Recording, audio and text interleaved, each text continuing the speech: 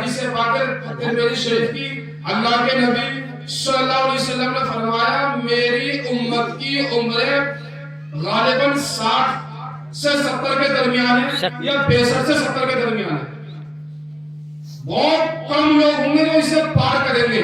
اکثر زیادہ تر جو موتیں ہوں گی وہ اسی درمیان ہوں گی. بچ کوئی نہیں سکتا. ایک مرتبہ جب موسیٰ علیہ السلام کی بارگاہ میں موت کا فرشتہ آیا, ملک الموت حضرت اسرائیل علیہ السلام اللہ نے بھیجا کہ جاؤ موسیٰ کی روح کو قبض کر لو. تو جب موت کا فرشتہ آیا, حضرت موسیٰ علیہ السلام بڑے جلالی پیغمبر تھے, جب انسانی شکل میں آیا تو آپ نے اس کے ایسا ہاتھ مارا کہ اس کی آنکھ پھوٹ گئی. بخاری شریف کی حدیث سے پاک ہے. اور یہ بھی میں بتا دوں آپ کو, میں جو باتیں کر رہا ہوں ایک ایک بات کا میں ذمہ دار ہوں. اگر کوئی کہے تو ایک ایک بات کا میں حوالہ دوں گا. یہ ہوائی باتیں نہیں ہے, قرآن و حدیث سے. اگر کوئی کسی کو اعتراض ہو تو ایک ایک بات نہیں رکھوں گا, کوئی بھی پوچھ سکتا ہے. قرآن و حدیث سے میں جواب دوں گا حوالے کے ساتھ. تو جب اس کی آنکھ نکالی فرشتے کی, فرشتہ دوبارہ رب کی بارگاہ میں گیا اور عرض کرنے لگا اے پروردگار, تو نے مجھے ایسے شخص کی, ایسے آدمی کی, ایسے انسان کی روح نکالنے کے لیے بھیج دیا جو مرنا ہی نہیں چاہتا. اس نے میری آنکھ کھول دی. تو اللہ تبارک و تعالی نے اس فرشتے کی آنکھ کو واپس کیا اور واپس کرنے کے بعد فرمایا اے روح اے اسرائیل, اے ملک الموت, دوبارہ جا موسیٰ کی بارگاہ میں اور جانے کے بعد یہ ان سے کہنا کہ اے موسیٰ آپ اپنا ہاتھ بیل کی پشت پر رکھو اور رکھنے کے بعد آپ کی ہتھیلی کے نیچے, آپ کے ہاتھ کے نیچے جتنے بال آئیں گے اللہ تبارک و تعالی ہر بال کے بدلے میں 1 سال کی زندگی بڑھا دے گا. سبحان اللہ, سبحان اللہ بولتے رہی. حضرت اسرائیل علیہ السلام ملک الموت آئے موسیٰ علیہ السلام کی بارگاہ میں اور کہنے لگے اللہ کے پیغمبر موسیٰ, اللہ تبارک و تعالی نے فرمایا ہے کہ آپ اپنا ہاتھ بیل کی پشت پر رکھو اور آپ کے ہاتھ کے نیچے دستے مبارک کے نیچے آپ کے ہتھیلی کے نیچے جتنے بال آئیں گے اللہ تبارک و تعالی ہر بال کے بدلے میں 1 سال کی زندگی بڑھا دے گا. تو موسیٰ علیہ السلام نے فرمایا اے اسرائیل اس کے بعد کیا ہوگا؟ کہا اس کے بعد پھر موت ہے. کہا موت تو آنی ہے, تب آنی ہے تو اب آنی ہے. کہا بس میں تھوڑا سا اللہ سے مولا چاہتا ہوں پھر آ جا. تو بتانے کا مقصد یہ کہ موت تو آنی ہے, بچ سک ہی نہیں سکتے آپ, کسی حال میں نہیں بچ سکتے. تو اللہ نے فرمایا کل نفس ذائقۃ الموت, ہر نفس کو موت کا ذائقہ چکھنا ہے. وَإِنَّمَا تُوَفَّوْنَ أُجُورَكُمْ يَوْمَ الْقِيَامَةِ, اور قیامت کے دن ہم سب کو سب کے اعمال کا بھرپور بدلہ دیں گے. اور آگے اللہ نے فرمایا, پہلے اس کی تھوڑی سی تمہید بیان کروں تاکہ آپ کو سمجھ میں آ جائے. دیکھو آج کے دور میں ہر انسان میں مثالوں کے ذریعے سمجھانے کی کوشش کر رہا ہوں تاکہ بات آپ کے ذہن میں اچھی طرح بیٹھ جائے. تو آج کے دور میں ہر انسان یہ چاہتا ہے, ہر انسان کی یہ خواہش ہے کہ میں کامیاب ہو جاؤں. چاہتے نہیں چاہتے آپ لوگ؟ ہر انسان کی پہلی خواہش, پہلی تمنا یہ ہے, پہلی چاہت یہ ہے میں کامیاب ہو جاؤں. اب کامیاب ہونے کے لیے سب سے پہلے یہ جاننا ضروری ہے کہ کامیابی کہتے کسے ہے. ارے جب یہی نہ پتا ہوگا کہ کامیابی کہتے کسے تو کامیاب کیسے ہوگے؟ سب سے پہلے تو یہ معلوم کرنا چاہیے نا کہ کامیابی کہتے کسے ہے, کامیاب لوگ ہیں کون. اب دنیا سے پوچھو گے تو دنیا نے تو دیگر تعریفیں کی ہے. دنیا سے پوچھو گے کہ کامیابی کی تعریف کیا ہے, کامیابی کی ڈیفینیشن کیا ہے, تو دنیا والے الگ الگ جواب دیں گے. کوئی کہے گا کامیاب تو وہ ہے جو گھر میں اپنے دولت کے انبار لگا لے, جو خوب پیسہ کما لے, وہ کامیاب ہے. کسی سے پوچھو گے تو وہ کہے گا کامیاب تو وہ ہے جو اچھا گھر بنا لے, محل کھڑا کر لے, وہ کامیاب ہے. کسی سے پوچھو کہ کامیاب کون ہے تو وہ یہ کہے گا جس کے پاس گاڑی ہو, جس کے پاس اچھا بنگلہ ہو اور جو شہرت کما لے, وہ کامیاب ہے. तारीफ करता है कामयाबी की, अलग अलग डेफिनेशन बयान करता है, लेकिन हम कुरान से पूछते हैं कुरान तू बता, क्योंकि हुदल लिन्नास तो लोगों की हिदायत के लिए नाज़िल हुआ है। ये कुरान हमारे हर मसले का हल तेरे अंदर मौजूद है, हमारे हर मसले में रहनुमाई हमारी तू करता है। ये कुरान आखिर तू ही बता कामयाबी की तारीफ क्या है, कामयाबी की डेफिनेशन क्या है, कामयाब लोग कौन होते हैं। तो कुरान जवाब देता है फमन ज़ुहज़िहा अनिन नार व उदखिलल जन्नत फ़क़द फ़ाज़, कामयाब तो वो लोग हैं जो जहन्नम से बचा लिए जाए और जन्नत में दाखिल कर दिए जाए। सुभान अल्लाह, सुभान अल्लाह, तो बोलो सुभान अल्लाह बोलते, सुभान अल्लाह। सुभान अल्लाह बोलते रहिए। ये पहले ये बताइए मेरी बात समझ में आ रही है इसी तरह से? जी सबके समझ में आ रही है? तो कुरान ने कामयाबी की तारीफ बता दी कि कामयाब को वो लोग हैं जो जहन्नम से बच जाएं और जन्नत में दाखिल कर दिए जाएं। सुन ले। अब हमें ये तो पता नहीं कौन जन्नती है कौन जहन्नमी है, ये तो हम कह नहीं सकते। पता ना कौन कैसे अमल कर रहा, हम किसी पर ये नहीं कह सकते ये फला शख्स जा रहा है ये जन्नती है, फला शख्स जा रहा है जहन्नमी है, किसी के बारे में हम फैसला कर नहीं सकते। ये तो खुदा ताला जानता है कौन जन्नती है कौन जहन्नमी है। तेरा पता क्या चलेगा? तो रब तबारक व तआला ने कुछ नारे तकबीर, अल्लाहु अकबर, नारे रिसालत, या रसूल अल्लाह, साहब किबला, इस्तेमाल कर ले जाते के साथ नारे रिसालत, सैयद रसूल साहब किबला, सैयद रिसालत साहब किबला, नारे तकबीर, अल्लाहु अकबर, नारे रिसालत, मसलके आला हज़रत, मसलके आला हज़रत, नारे तकबीर, नारे रिसालत, सैयद रिसालत साहब किबला, तारिक शरीफ साहब किबला। बढ़िया बढ़िया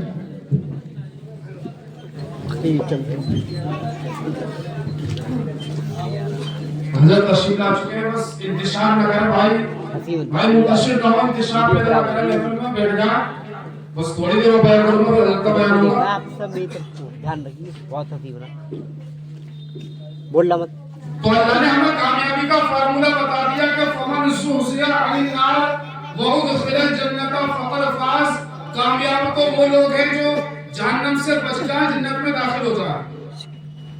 हमें ये तो नहीं मालूम कौन जन्नती है कौन जहन्नमी है, ये तो रब तबारक व तआला जानता है, लेकिन रब तबारक व तआला ने कुछ अलामतें बयान कर दी है। रब तबारक व तआला ने कुछ अलामतें बता दी है कि ये जन्नती की अलामतें हैं, ये जहन्नमी की अलामतें हैं। वो अलामतें क्या हैं? आपकी तवज्जो है भाई मेरी तरफ? हाँ जी सुभान। वो अलामतें ये हैं नमाज पढ़ना, या आप खुद बताएं जन्नत में जाने का रास्ता या जहन्नम में? सब लोग बोले, आप भी तो बोले थोड़ा सा। जन्नत तो है। सच बोलना, ये जन्नत में जाने का रास्ता है जहन्नम में? माँ बाप की फर्मा बरदारी करना, खिदमत करना, ये जन्नत का रास्ता जहन्नम का? माह रमजान के रोजे रखना ये जन्नत का रास्ता जहन्नम का? शराब पीना ये जहन्नम का रास्ता जन्नत का रास्ता जहन्नम का? झूठ बोलना ये जन्नत का रास्ता जहन्नम का? माँ बाप की नाफरमानी करना, माँ बाप को सताना ये जन्नत का रास्ता जहन्नम का? जहन्नम का। जब अल्लाह तबारक व तआला ने हमें 2 और 2 4 की तरह ये बता दिया, बिल्कुल भी ये मसला ये मामला मुबहम ना रखा। अगर ये मामला मुबहम होता तो हम रब तबारक व तआला की बारगाह में उसे पेश कर देते, ए परवरदिगार हमें तो मालूम ही नहीं था कि जन्नत का रास्ता कौन सा है, जहन्नम का रास्ता कौन सा है। जब हमें मालूम ही नहीं था जन्नत का रास्ता, तो जन्नत के रास्ते पे चलते कैसे? जब हमें मालूम ही नहीं था जहन्नम का रास्ता, तो जहन्नम के रास्ते पे चलते कैसे? ये हम उसे पेश नहीं कर सकते। इसलिए रब तबारक व तआला ने हमें बता दिया है। जब रब तबारक व तआला ने हमें 2 और 2 4 की तरह मसला साफ कर दिया है, फिर भी हम जहन्नम के रास्ते पर चलें, जहन्नम में जाने वाले अमाल करें, तो आप खुद फैसला करो हमसे बड़ा बेवकूफ और हमसे बड़ा नादान कौन है? बहुत खूब। नारे तकबीर, नारे रिसालत, मसलके आला हज़रत, मसलके आला हज़रत, नारे तकबीर,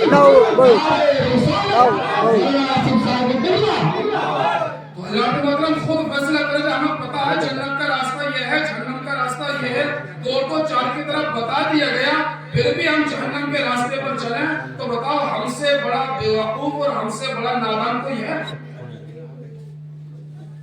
कितने खसारे में हैं फिर हम, कितने बड़े नुकसान में हैं हम। तो हर इंसान को चाहिए वो अमाल करे, उन अमल की तरफ मुल्तफित हो, मुतवज्जी हो जो हमें जन्नत में लेकर जाएंगे। और जन्नत में जो अमल लेके जाएंगे, जन्नत में जाने की सबसे पहली जो शर्त है, अल्लाह तबारक व तआला कुरान मजीद में इरशाद फरमाता है, वल अस्र, ज़माने की कसम, इन्नल इंसाना लफी खुस्र, बेशक तमाम इंसानियत खसारे में है, नुकसान में है। इल्लल्लज़ीना, सिवाय उन लोगों के, आमनू, जो ईमान लाए, व अमिलुस्सालिहात, और नेक अमल किए, व तवासौ बिल हक़, और हक की वसीयत करते रहे, तलकीन करते रहे, व तवासौ बिस सब्र, और सब्र की वसीयत करते रहे, तलकीन करते रहे। तो सबसे पहली चीज जो बयान हुई वो ईमान। ईमान शर्त है मग़फ़िरत के लिए, ईमान शर्त है जन्नत में जाने के लिए। अगर आपका ईमान ही नहीं है तो आप जन्नत में नहीं जा सकते। ईमान वाला जन्नत में जाएगा। और सबसे बड़ी अगर हमारे पास कोई नेमत है, सबसे बड़ी हमारे पास कोई दौलत है, तो वो ईमान की दौलत है। इसे बचाना है हमें, इसकी हिफाजत करना है हमें। हम हर चीज की हिफाजत करते हैं, लेकिन ईमान की हिफाजत नहीं करते। 2-2 रुपए के खातिर, 10-10 रुपए के खातिर ईमान को बेच देते हैं। सही बात। ईमान, इसके बगैर जन्नत में दाखिल नहीं, जन्नत में एंट्री नहीं है। तो उसकी बहुत ज्यादा हिफाजत करनी चाहिए। और आपको बताऊं ईमान कितनी बड़ी नेमत है, कितनी बड़ी नेमत है। हदीस पाक है, हदीस पाक के रावी हज़रत अब्दुल्लाह इब्न मसऊद रज़ियल्लाहु ताला अन्हु हैं। वो बयान करते हैं कि अल्लाह के नबी सल्लल्लाहु अलैहि वसल्लम ने फरमाया, मैदान महशर में जब हिसाब और किताब होगा, जन्नती जन्नत में जा रहे होंगे, जहन्नमी जहन्नम में जा रहे होंगे, तो उस वक्त सिफारिशें शुरू होंगी। अल्लाह के नबी सल्लल्लाहु अलैहि वसल्लम शफाअत करेंगे, शुहदाए किराम शफाअत करेंगे, सिफारिश करेंगे, उलमाए किराम सिफारिश करेंगे, यहाँ तक कि हदीस पाक में आया रिश्तेदार भी सिफारिश करेंगे और नेक दोस्त भी सिफारिश करेंगे। और अल्लाह तबारक व तआला उनकी सिफारिश को कबूल फरमाएगा और उनकी सिफारिश से लोगों को जहन्नम से निकालेगा। इससे पता चलता है कि दोस्त भी अच्छे बनाओ ताकि हमारी सिफारिश करें। जब तमाम लोग सिफारिश करेंगे, अल्लाह इनकी सिफारिशों को कबूल फरमाएगा और जहन्नम से निकालकर जन्नत में दाखिल कर देगा। लेकिन कुछ लोग होंगे जो जहन्नम में होंगे, मुसलमान भी जहन्नम में जाएंगे, लेकिन एक मुद्दत के लिए, वक्त के लिए। जो अमल करके गए हैं, जो गुनाह करके गए हैं, उसकी सजा काटकर जन्नत में चले जाएंगे, लेकिन जाएंगे अपने अमाल की वजह से। अब आप ये ना समझे कि हम तो जन्नत में चले जाएंगे तो ये हम तो ये जो जहन्नम में जाएंगे इसका बेटा भाई, जहन्नम का 1 सेकंड का अजाब भी बड़ा खतरनाक अजाब है। जहन्नम को कोई आसान मत समझना। अल्लाह तबारक व तआला हम सबको महफूज फरमाए। हदीस पाक में है, अल्लाह के नबी सल्लल्लाहु अलैहि वसल्लम ने फरमाया, जहन्नम का सबसे हल्का अजाब यह है कि उसको आग की जूतियां पहनाई जाएंगी, जिससे उसका दिमाग खोल उठेगा और आंख और नाक के जरिए से बहेगा। आंख और नाक के जरिए से बहेगा। सबसे हल्का अजाब है जहन्नम का। तो जहन्नम का हल्का न समझे, 1 सेकंड का अजाब भी बड़ा खतरनाक अजाब है, ना काबिल बर्दाश्त है। और उससे पहले कब्र है। तो कुछ काफिर तो जहन्नम में होंगे, काफिर भी जहन्नम में होंगे, कुछ मुसलमान भी जहन्नम में होंगे। مسلم ہے، کافر ہیں، وہ مسلمانوں کو طعنہ دیں گے کہ اے مسلمان، تمہارا جو تم رب پر ایمان رکھتے تھے، ایمان لائے تھے، اس ایمان کا تمہیں فائدہ کیا ہوا؟ تم بھی جہنم میں، ہم بھی جہنم میں۔ ارے ہم تو جہنم میں اس لیے ہم رب کو مانتے نہیں تھے، ہم نماز نہیں پڑھتے تھے، ہم سچ نہیں بولتے تھے، ہم رسولوں پر ایمان نہیں رکھتے تھے، ہم جنت جہنم پر ایمان نہیں رکھتے تھے، ہم فرشتوں پر ایمان نہیں رکھتے تھے، ہم اچھی بری تقدیر پر ایمان نہیں رکھتے تھے، مرنے کے بعد زندہ ہونے پر ایمان نہیں رکھتے تھے، اس لیے جہنم میں۔ لیکن تم تو اللہ کو مانتے تھے، تم تو اللہ پر ایمان رکھتے تھے، تم تو فرشتوں پر ایمان رکھتے تھے، اللہ کی کتابوں پر ایمان رکھتے تھے، اللہ کے رسولوں پر ایمان رکھتے تھے، اچھی بری تقدیر پر ایمان رکھتے تھے، مرنے کے بعد زندہ ہونے پر ایمان رکھتے تھے، پھر بھی تم جہنم میں۔ تو یہ بتاؤ تمہارے ایمان نے تمہیں فائدہ کیا پہنچایا؟ تم بھی جہنم میں، ہم بھی جہنم میں، فائدہ کیا ہوا تمہارے ایمان کا؟ جب کافر یہ طعنہ دیں گے نا تو اللہ تبارک و تعالیٰ کو، اللہ تبارک و تعالیٰ کی غیرت کو یہ گوارا نہ ہوگا کہ میرے ماننے والے اور نہ ماننے والے یکساں نہیں ہو سکتے، برابر نہیں ہو سکتے۔ جو میرا نام لے اور جو میرا نام نہ لے وہ برابر کیسے ہو سکتا ہے؟ اللہ تبارک و تعالیٰ کو غیرت آئے گی۔ اللہ تبارک و تعالیٰ فرشتوں کو فرمائے گا، ایک فرشتوں بتاؤ اب کوئی سفارش کرنے والا بچا ہے؟ تو فرشتے جواب دیں گے، پروردگار سب نے سفارش کر لی، دوست نے دوست کو جہنم سے نکلوا لیا سفارش کر کے، رشتہ داروں نے اپنے رشتہ داروں کو نکلوا لیا سفارش کر کے، شہداء نے نکلوا لیا، انبیاء نے نکلوا لیا، سب نے جو جس کی امت نے نکلوا لیا، اب کوئی نہیں بچا، کوئی سفارش کرنے والا نہیں ہے۔ تو اللہ تبارک و تعالیٰ فرمائے گا هل يبقى الا الرحمن، ابھی رحمان تو باقی ہے، ابھی میں تو باقی ہوں۔ یار جو نبی اپنی امت کو نکلوا لے، جو دوست سفارش کر کے دوست کو نکلوا لے دوستی کی وجہ سے، جو رشتہ دار کو نکلوا لے سفارش کر کے رشتہ داری کی وجہ سے، تو میرا تو میری مخلوق سے سب سے بڑا رشتہ ہے، یہ تو خالق اور مخلوق کا رشتہ ہے۔ تو ایسے میں اللہ تبارک و تعالی فرمائے گا اے فرشتوں، جس کے دل میں رائی کے دانے کے برابر بھی ایمان ہے اسے بھی آج جہنم سے نکالو، اسے بھی جہنم سے نکالو، جنت میں داخل کرو۔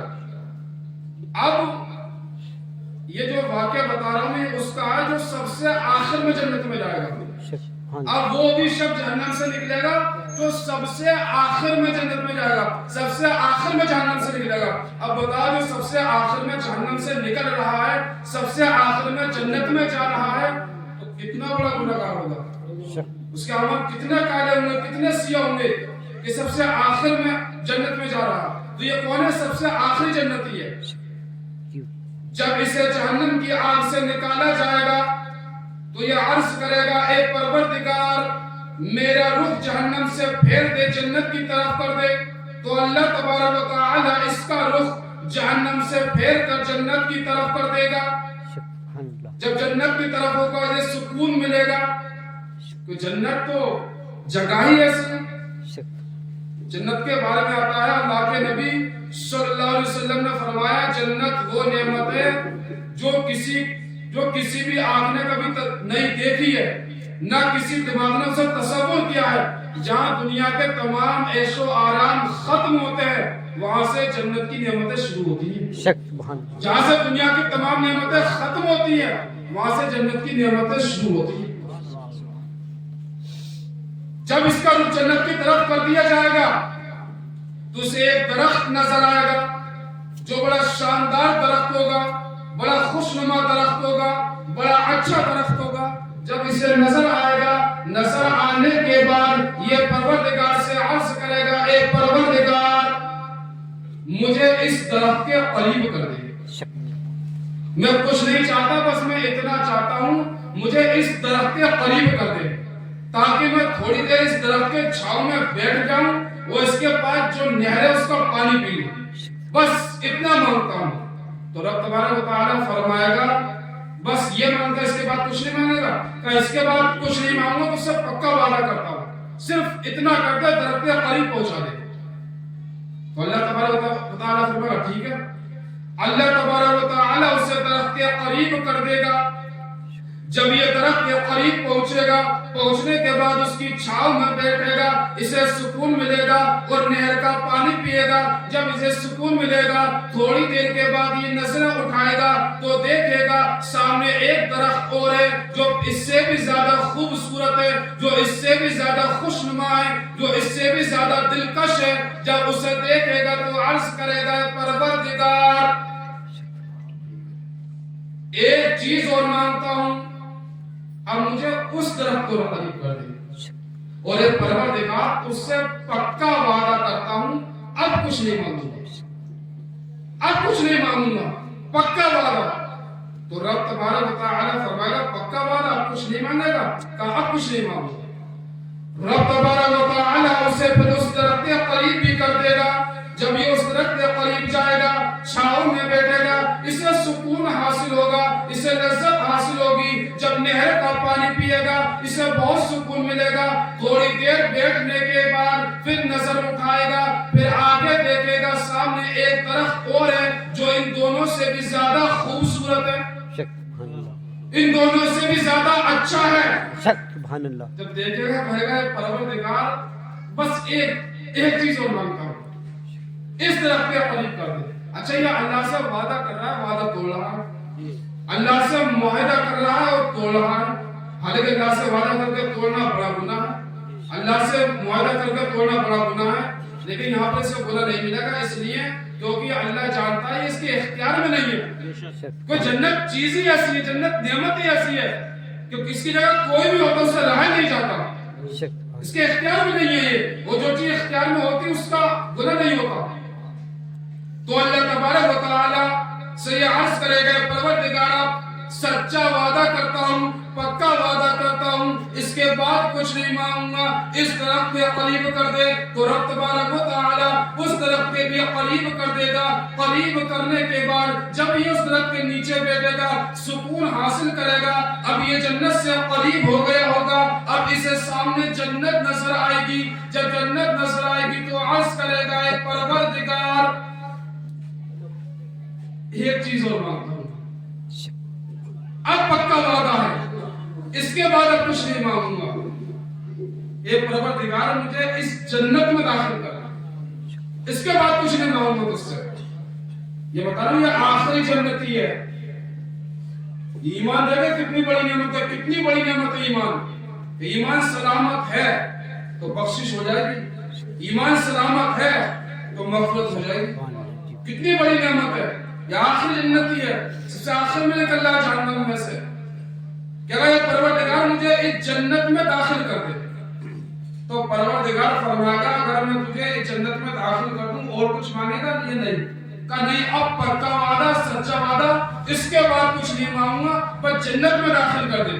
تو اللہ تبارک و تعالیٰ فرمائے پکا وعدہ, کہاں پکا وعدہ. تو اللہ تبارک و تعالیٰ فرمائے گا جا اس جیسی 10 جنتیں تجھے عطا کر دی, یعنی دنیا سے 10 گنا بڑی جنت تجھے عطا کر دی میں نے چاہا. یعنی سب سے آخری جنتی کا حال یہ ہوگا کہ اللہ فرمائے گا دنیا سے 10 گنا بڑی جنت میں نے تجھے عطا کر دی. جب وہ بندہ اتنا سنے گا تو کہے گا اے پروردگار تو رب ہو کر مجھ سے مذاق کر رہا ہے. حدیث کا الفاظ ہے, اے پروردگار تو رب ہو کر مجھ سے مذاق کر رہا ہے. جب حضرت عبداللہ ابن مسعود رضی اللہ تعالی عنہ یہ حدیث کوفہ میں آپ کا حلقہ لگا ہوا تھا, اپنے شاگردوں کو سنا رہے تھے, جب یہاں پر پہنچے تو ہم مسکرانے لگے. کیونکہ صحابہ کا جو ہے نا, صحابہ جب بھی حدیث بیان کرتے تھے تو کوشش یہ کرتے تھے وہی انداز ہو جو حدیث سنانے میں پیارے نبی کا انداز تھا, وہی انداز ہو بہو. تو جب حضرت عبداللہ ابن مسعود یہ حدیث سنا رہے تھے اپنے شاگردوں کو مسکرانے لگے اور مسکرا کر فرمانے لگے اے میرے شاگردوں کیا مجھ سے پوچھتے نہیں ہو میں کیوں مسکرا رہا ہوں. تو شاگردوں نے پوچھا بتائیے کیوں مسکرا رہے ہو. کہا اس لیے مسکرا رہا ہوں جب اللہ کے نبی ہمیں یہ حدیث پاک سنا رہے تھے تو اللہ کے نبی نے ہم سے فرمایا تھا, اللہ کے نبی بھی مسکرانے لگے تھے یہاں پر آ کے, اور اللہ کے نبی نے ہم سے فرمایا تھا میرے صحابہ ہم سے پوچھتے نہیں ہیں کہ میں کیوں مسکرا رہا ہوں. تو ہم نے پوچھا تھا یا رسول اللہ صلی اللہ علیہ وسلم بتائیے آپ کیوں مسکرا رہے ہیں تو اللہ کے نبی صلی اللہ علیہ وسلم نے فرمایا کہ یہاں پر آ کے رب بھی مسکرائے گا. سبحان اللہ. اس کی بات سن کر رب بھی مسکرائے گا. وہ کہے گا پروردگار تو رب ہو کے مجھ سے مذاق کر رہا ہے. اسے یقین نہ ہوگا کہ میں اتنا گناہگار, اتنا سیاہ کار, اتنے میرے کالے عمل, اتنی بے عملی کر کے گیا, تو مجھے اتنی بڑی جنت ملے گی, اتنی بڑی جنت ملے, سے یقین نہ ہوگا. تو حضرات محترم آخری جنتی کا یہ حال ہوگا. تو ایمان بہت بڑی نعمت ہے, ایمان بہت بڑی دولت ہے. ایمان بچا کر جاؤ گے تبھی بخشش ہوگی, تبھی مغفرت ہوگی. اللہ تبارک و تعالی نے قرآن میں صاف کر دیا ہے ان الذین کفروا, بے شک وہ لوگ جنہوں نے کفر کیا, والمشرکین فی اہل الکتاب, یا اہل کتاب میں سے مشرک ہوئے, فی نار جہنم خالدین فیہا, وہ ہمیشہ ہمیشہ جہنم میں رہیں گے. اور اولئک هم شر البریہ, یہی سب سے بدترین مخلوق ہے. اور ان الذین آمنوا, بے شک وہ لوگ جو ایمان لائے, وعملوا الصالحات, اور نیک اعمال کیے, اولئک هم خیر البریہ, یہی سب سے بہترین مخلوق ہے. اور اللہ تعالیٰ فرماتا ہے جزاؤہم عند ربہم, ان کا بدلہ ان کے رب کے پاس ہے. پورا پورا اللہ تبارک و تعالیٰ انہیں بدلہ دے گا. جنات و عدن, ہمیشہ کے باغات دے گا. تجری من تحتہا الانہار, جس کے نیچے سے نہریں بہتی ہوں گی. خالدین فیہا ابدا, وہ جنتی جنت میں ہمیشہ ہمیشہ رہیں گے. رضی اللہ عنہم ورضوا عنہ, یہ وہ لوگ ہیں کہ ان سے اللہ تبارک و تعالیٰ راضی ہوا, وہ یہ اللہ سے راضی ہوئے. ذالک لمن خشی ربہ, یہی وہ لوگ ہیں کہ جو اللہ سے ڈرنے والے تھے, جن کے دل میں خشیت الہی تھی. تو حضرات محترم ایمان بہت بڑی نعمت ہے, ایمان کو بچا کر جاؤ. آج آپ روز خبریں پڑھ رہے ہیں, آج کتنی لڑکیاں ایمان چھوڑ رہی ہیں, آج کتنی لڑکیاں ایمان سے برگشتہ ہو رہی ہیں, ایمان سے منحرف ہو رہی ہیں, ایمان سے روگردان ہو رہی ہیں. آپ روز خبروں میں پڑھ رہے ہیں, کبھی کسی نے بھاگ کر غیر مسلم سے شادی کر لی, کبھی کسی لڑکی نے غیر مسلم سے شادی کر لی. ہمیشہ ہمیشہ کی جہنم وہ لے رہی ہے, ہمیشہ ہمیشہ کی. اس کا ذمہ دار کون ہے کہ ہم نہیں ہیں؟ کہ اس کے باپ سے سوال نہ ہوگا کہ تم نے اپنی بیٹی کو کیوں تعلیم نہیں دی, اسلام کے بارے میں تم نے کیوں نہیں بتایا, کفر کے بارے میں تم نے کیوں نہیں بتایا اپنی بیٹی کو. اگر تو اسلام کے بارے میں بتاتا, اسلام کی تعلیم دیتا, تو آج تیری بیٹی یہ قدم نہ اٹھاتی, غیر کے ساتھ شادی نہ کرتی. پورا معاشرہ ذمہ دار ہے اس کا. ہمیں کوشش کرنی چاہیے اپنے بچوں کو خوب دین سکھائیں, خوب دین کی تعلیم دیں. اگر تعلیم نہ دو گے تو لوگ اسلام, بہت ساری لڑکیاں چھوڑا, اور لڑکی کے لڑکے بھی چھوڑا ہے. ذرا سا وقت نے کروٹ کیا لی, ذرا سی, زیادہ نہیں, ذرا سی خالی وقت نے کروٹ کیا لی, لوگ اسلام کو چھوڑنے لگے. کوئی زیادہ بڑا کوئی امتحان نہیں, کوئی چھوٹا سا امتحان آیا تو اسلام کو چھوڑنے لگے. تو ایسے ماحول میں ضرورت ہے اپنے بچوں کو دین کی تعلیم دینے کی, کیونکہ ابھی برا وقت نہیں ہے, ابھی ہمارا اتنا بڑا امتحان نہیں ہے, لیکن جو ہماری آنے والی نسلیں ہیں ان کا بہت بڑا امتحان ہوگا, بہت بڑا امتحان ہوگا. اگر ابھی سے ہم انہیں دین سکھا کر نہ گئے, اگر ابھی سے ہم انہیں اسلام کے بارے میں بتا کر نہ گئے, تو حال یہ ہوگا بھی ایک ایک دو چھوڑا فوج در فوج لوگ اسلام سے منحرف ہوں گے. وہ اس کے ذمہ دار ہم ہوں گے. ہم سے میدان محشر میں سوال ہوگا کہ آپ نے اپنے بچوں کو دین کو نہ سکھایا. تو کوشش کریں خود بھی دین سیکھیں, بچوں کو بھی دین سکھائیں. حدیث پاک میں اللہ کے نبی صلی اللہ علیہ وسلم نے فرمایا خیرکم من تعلم القرآن وعلمہ, تم میں سب سے بہتر وہ ہے جو قرآن سیکھے اور سکھائے. ایک حدیث میں اللہ کے نبی صلی اللہ علیہ وسلم نے فرمایا طلب العلم فریضۃ علی کل مسلم و مسلمہ, علم دین سیکھنا ہر مسلمان, مرد عورت, عاقل بالغ پر فرض ہے. حافظ بننا ہر انسان پر, ہر مسلمان پر فرض نہیں ہے. قاری بننا ہر مسلمان پر فرض عین نہیں ہے, یہ فرض کفایہ ہے. عالم دین بننا ہر مسلمان پر فرض نہیں ہے، لیکن جو ضروریات دین ہے، جو دین کا بنیادی علم ہے، وہ ہر مسلمان کو سیکھنا ضروری ہے. جیسے نماز یہ عبادت ہے، اس کے تمام مسائل سیکھنا، پاکی ناپاکی کا مسائل سیکھنا، طہارت کے مسائل سیکھنا، رمضان کے روزے اس کے مسائل سیکھنا، یہ ہر انسان پر فرض ہے. اور حضرات محترم، جو ہم حدیثیں پڑھتے ہیں، اللہ کے نبی صلی اللہ علیہ وسلم نے تو یہاں تک فرمایا کہ بلغوا عنی ولو آیا، اگر میرا ایک فرمان بھی تمہیں یاد ہو تو آگے پہنچا دو، آگے بتاؤ. اللہ قرآن میں فرماتا ہے کنتم خیر امت اخرجت للناس، تم ہی بہترین امت ہو، لوگوں کی نفع کے لیے نکالے گئے ہو. کیوں؟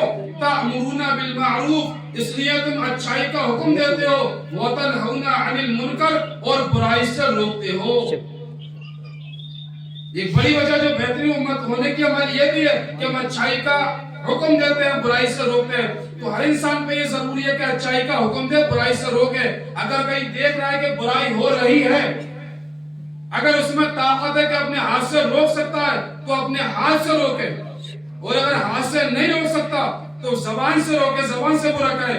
لیکن زبان سے بھی برا نہیں کہہ سکتا تو کم سے کم اپنے دل میں تو برا جانے. اگر یہ بھی نہیں کر سکتے تو ایمان ہی کیا ہے بھائی؟ پھر ہاتھ سے روکنے کی طاقت نہیں ہے، استطاعت نہیں ہے، زبان سے برا کہنے کی طاقت نہیں ہے، لیکن دل میں تو برا جانو. خود بھی نماز پڑھو، اپنی اولاد کو بھی بتاؤ، محلے والوں کو بھی بتاؤ. یہ بھی ہم سے سوال ہوگا. ایک حدیث حضرت آخری حدیث پیش کر کے میں رخصت ہوتا ہوں. یہ ایسی حدیث ہے، اسے سن کر ہم سب کو خوب سوچنا چاہیے کہ ہم کر کیا رہے ہیں، ہونا کیا چاہیے. ایک مرتبہ اللہ تبارک و تعالی نے جبرائیل کو حکم دیا ہے، جبرائیل جاؤ فلاں بستی جاؤ، اور جانے کے بعد میں اس پوری بستی پر عذاب لے کر جاؤ، پوری بستی کو الٹ دو، پوری بستی کو الٹ دو. تو جبرائیل امین نے عرض کیا اے پروردگار، اس بستی میں تو تیرا ایک نیک بندہ بھی رہتا ہے، بڑا برگزیدہ بندہ بھی رہتا ہے، اتنا نیک ہے، اتنا نیک ہے کہ اس نے کبھی پلک جھپکنے کے برابر بھی، جتنی دیر میں پلک جھپکی آتی ہے نا، اتنی دیر بھی اپنی زندگی گناہوں میں نہیں گزاری. اتنی دیر بھی، جتنی دیر میں پلک جھپکتے ہم، اتنی دیر بھی اپنی زندگی کو گناہوں میں نہیں گزارا، معصیت میں نہیں گزارا. ایک پروردگار اتنا نیک بندہ رہتا ہے، اس بستی میں عذاب لے کر جاؤں گا تو وہ بھی نیک بندہ ہے.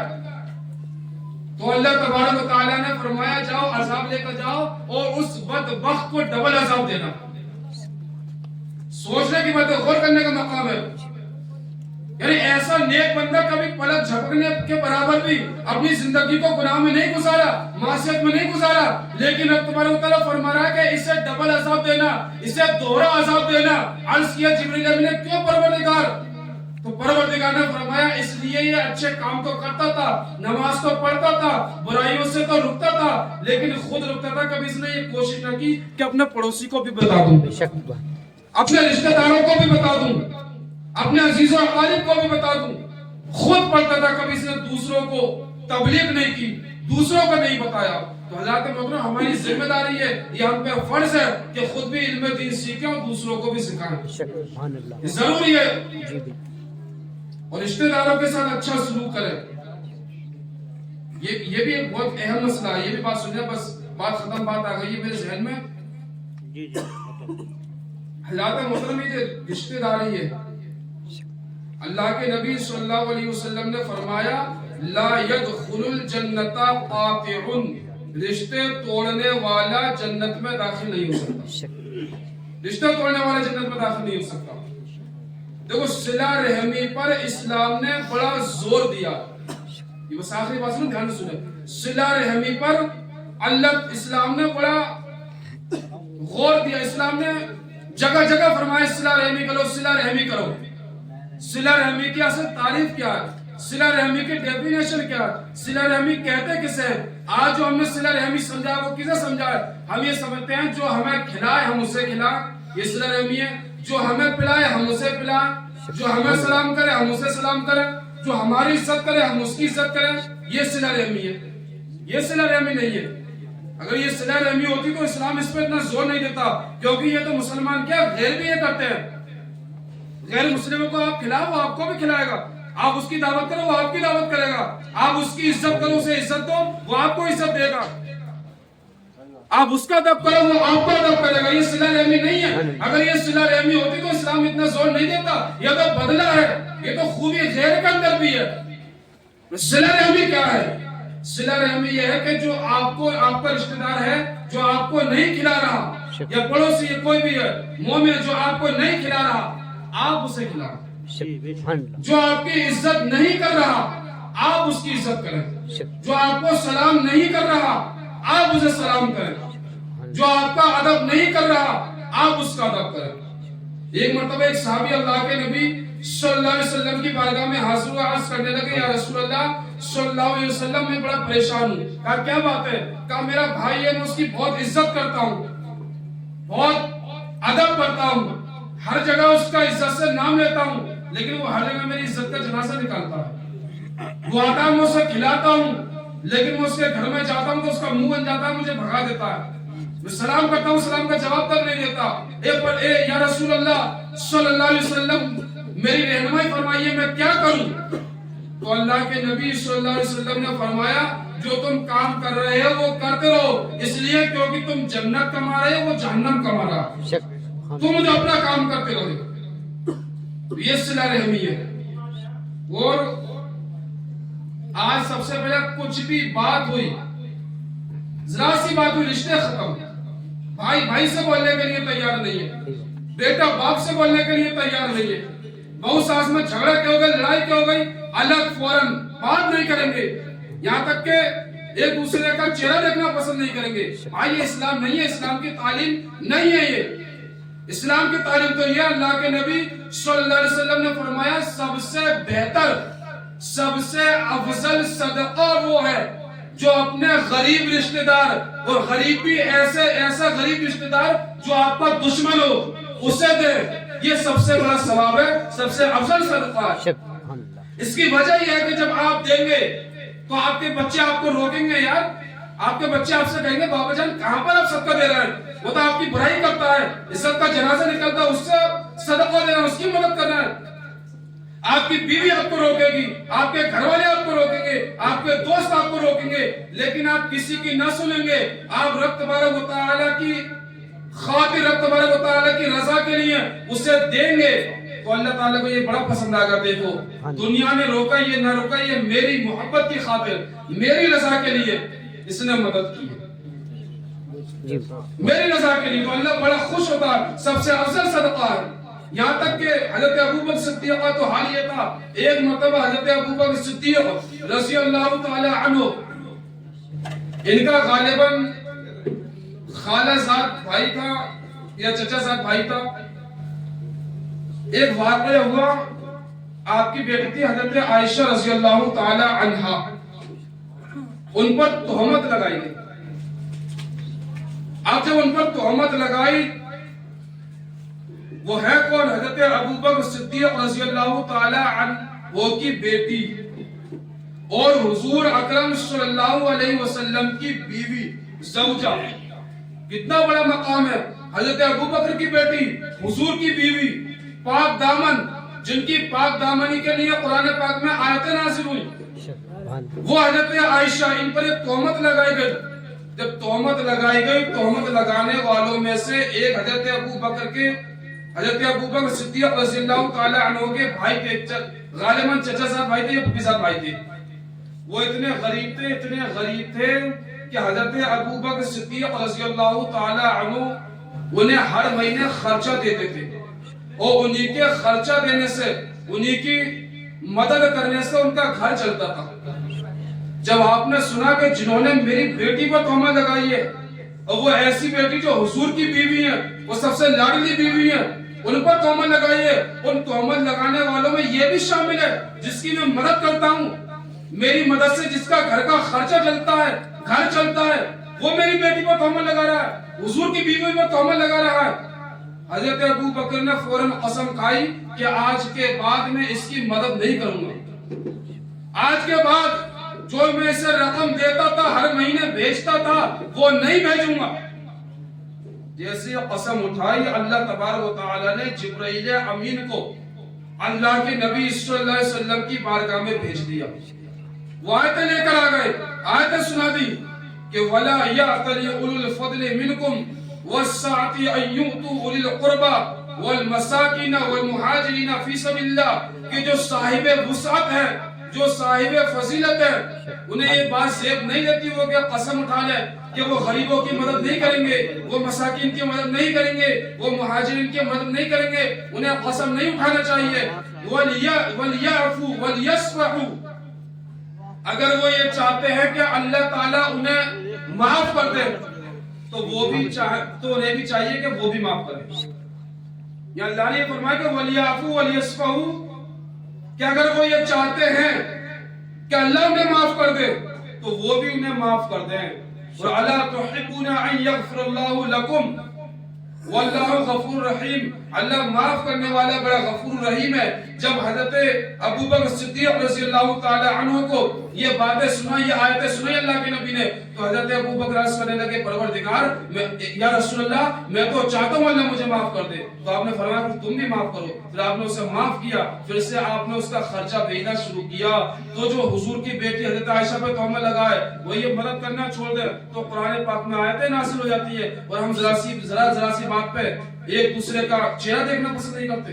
اللہ تبارک و تعالی ہمیں اور آپ کو عمل کرنے کی توفیق عطا فرمائے. میرے کہنے میں آپ کے سننے میں جو بھی لغزشیں ہوئی ہوں, جو بھی خطائیں ہوئی ہوں, اللہ تبارک و تعالی سے دعا ہے اللہ تبارک و تعالی معاف فرمائے. ایک بار سب لوگ کلمہ شریف کا ذکر کیجئے, پڑھیے لا الہ الا اللہ محمد رسول اللہ صلی اللہ علیہ وسلم وما علینا الا البلاغ. السلام علیکم.